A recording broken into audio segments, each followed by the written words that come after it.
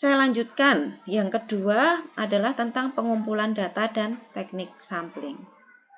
Nah, langkah dalam statistika yang pertama adalah bagaimana cara kita mengumpulkan data, gitu ya. Nah, dalam pengumpulan data itu nanti ada tekniknya, bagaimana sih cara kita mengumpulkan data, gitu ya. Nah, kalau kita salah dalam mengumpulkan data, ini nanti akan berakibat fatal, yaitu salah dalam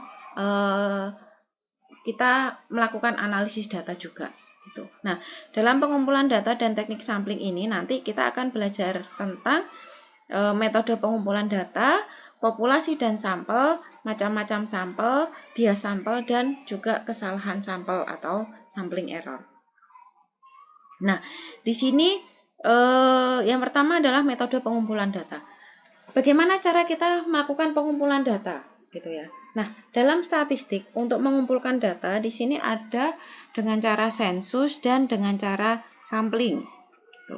Kalau sensus berarti kita mengumpulkan data dari seluruh populasinya. Nah, dalam hal ini melibatkan seluruh populasi. Itu adalah sensus. Contoh sensus di sini adalah sensus penduduk yang biasanya dilakukan oleh BPS gitu ya. Maka kita melakukan sensus seluruh penduduk seperti itu. Itu adalah pengumpulan data dengan sensus. Yang kedua dengan sampling. Dengan sampling di sini adalah berarti kita tidak perlu mengumpulkan data dari seluruh populasinya saja, tetapi akan menggunakan sebagian saja dari populasi. Gitu, itu adalah sampling. Kalau sensus tadi melibatkan seluruh populasi, kalau sampling ini hanya menggunakan sebagian dari populasi saja. Gitu. Nah, di sini banyak metode pengumpulan data ya. Yang pertama bisa dengan menggunakan observasi atau pengamatan. Biasanya ini dilakukan di pendidikan gitu ya. Kita ingin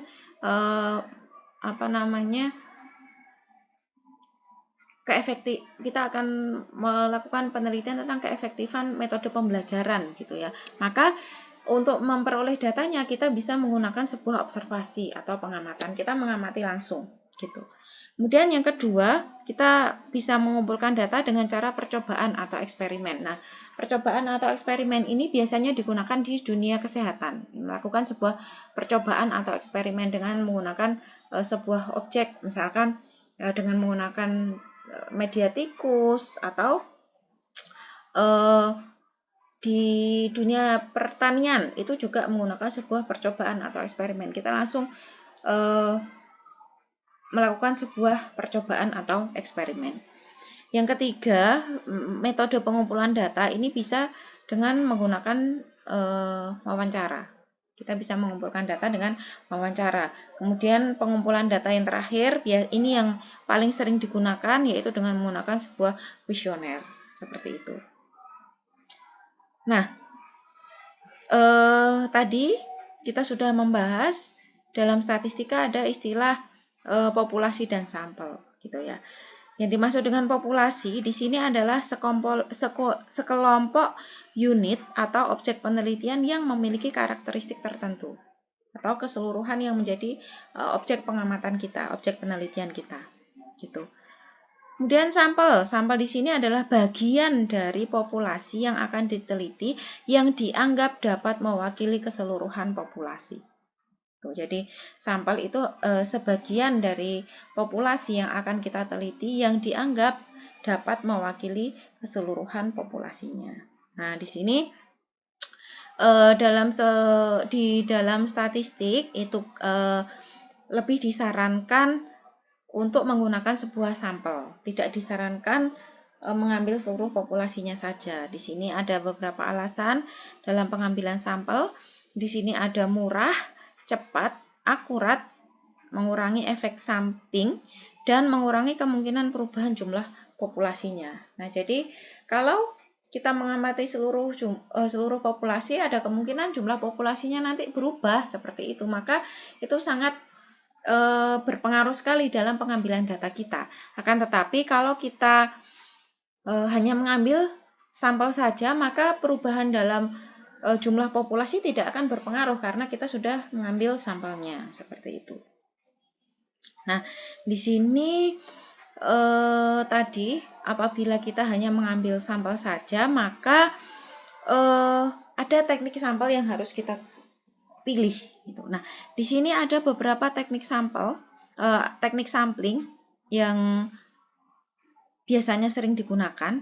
Yang pertama ada convenient sampling, yang kedua stratified sampling, yang ketiga systematic sampling, yang keempat cluster sampling, yang kelima representative sampling, dan yang keenam adalah random sampling.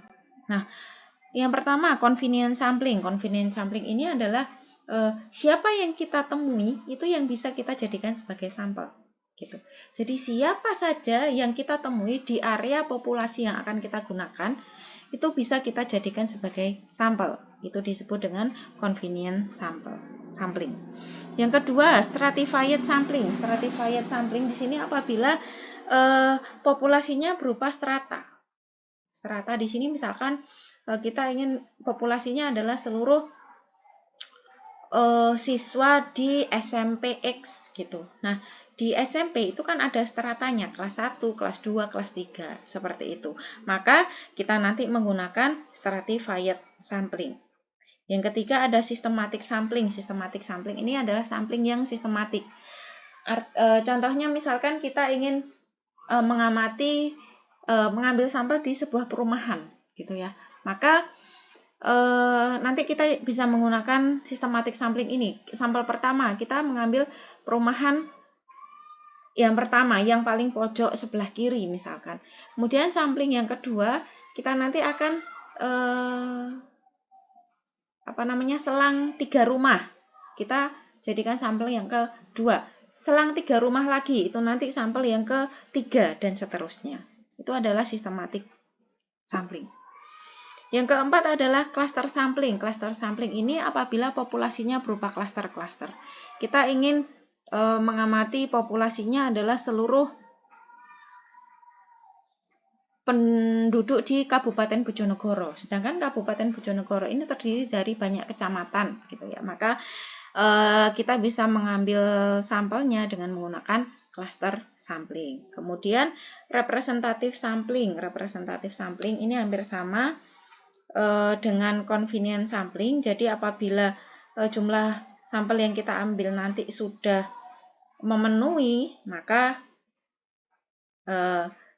representatif sampling. Artinya sampling itu nanti harus bisa mewakili populasinya. Seperti itu. Yang terakhir adalah random sampling. Ini yang sering digunakan. Jadi kita mengambil sampelnya secara acak. Biasanya sistemnya seperti arisan atau undian. Itu adalah jenis-jenis teknik sampling. Bagaimana cara kita menggunakan mengambil sebuah sampel dengan menggunakan teknik sampling ini. Jadi teknik sampling ini nanti akan sangat mempengaruhi sekali data yang kita dapatkan dalam sebuah penelitian. Gitu. Sehingga di awal kita harus menjelaskan teknik sampling apa yang kita gunakan dalam pengambilan datanya, seperti itu. Nah, dalam sebuah sampel, itu nanti ada yang disebut dengan bias sampel. Bias sampel ini adalah pemilihan sampel yang terkonsentrasi pada sekelompok responden dengan karakteristik yang sama, sehingga jawaban penelitian yang diperoleh itu akan mencerminkan jawaban penelitian dari sekelompok responden tersebut, bukan dari keseluruhan populasinya. Ya. Nah, bagaimana cara kita menghilangkan bias sampel ini? Biasanya bias sampel ini akan hilang dengan cara memperbesar jumlah sampel. Jadi karena mungkin jumlah sampel yang kita gunakan terlalu sedikit seperti itu, maka akan menyebabkan bias sampel. Sehingga solusinya adalah dengan cara memperbesar jumlah sampelnya. Yang kedua, pemilihan teknik sampling yang benar dan sesuai dengan tujuan penelitian. Nah, bias sampel ini juga bisa disebabkan karena kesalahan dalam pengambilan pemilihan teknik sampel tadi yang saya jelaskan sebelumnya tadi. Maka mungkin teknik sampling yang kita gunakan itu disesuaikan dengan tujuan penelitian kita dan disesuaikan dengan karakteristik dari populasinya seperti apa.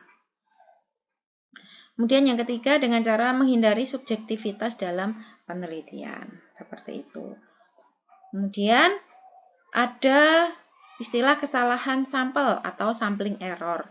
Sampling error ini adalah selisih antara estimasi yang dihasilkan oleh sampel dengan estimasi populasinya. Nah, penyebab dari kesalahan sampel atau sampling error ini adalah pertanyaan yang bersifat sensitif. Jadi karena pertanyaannya bersifat terlalu sensitif, maka respondennya enggan untuk menjawab dengan benar.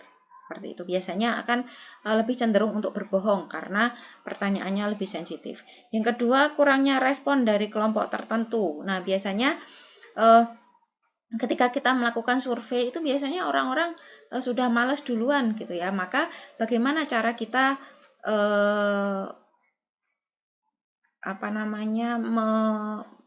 melakukan pendekatan ke sekelompok orang tersebut sehingga sekelompok orang tersebut nanti akan menerima kita dengan senang hati, seperti itu. Nah, ketiga, tidak bersedia menjawab pertanyaan. Nah, karena respondennya mungkin tidak bersedia untuk menjawab pertanyaan kita, sehingga itu nanti akan menyebabkan kesalahan sampel. Bias yang disebabkan oleh pewawancara. Mungkin yang melakukan wawancara kurang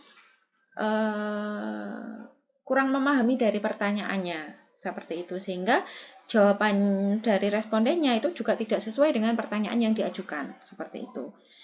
Yang kelima, sebab lain seperti kesalahan perekaman, kesalahan pencatatan, dan lain-lain, itu juga akan menyebabkan kesalahan sampel.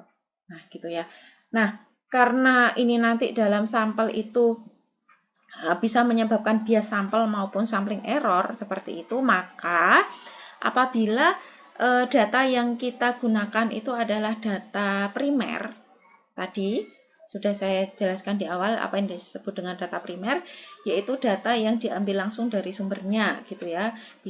Biasanya dilakukan dengan kuesioner yang paling sering digunakan. Maka apabila data tersebut kita dapatkan dari pengisian kuesioner, maka sebelum kita melakukan analisis data nanti, maka data tersebut harus kita uji dulu validitas dan reliabilitasnya. Apakah data tersebut sudah valid dan reliable? Gitu. Kalau data tersebut tidak valid dan tidak reliable, maka akan mengakibatkan kesalahan dalam melakukan analisis data dan tentu saja juga akan menyebabkan kesalahan dalam pengambilan kesimpulan nantinya. Sehingga kita harus melakukan uji validitas dan uji reliabilitas terlebih dahulu. Maka di pertemuan berikutnya nanti akan saya jelaskan bagaimana cara kita melakukan uji validitas dan uji reliabilitas dari data yang kita dapatkan. Oke, di sini juga ada beberapa latihan, nanti silakan dikerjakan seperti itu ya. Baik, mungkin pertemuan kita cukup sampai di sini. Mohon maaf apabila ada kesalahan. Saya akhiri. Assalamualaikum warahmatullahi wabarakatuh.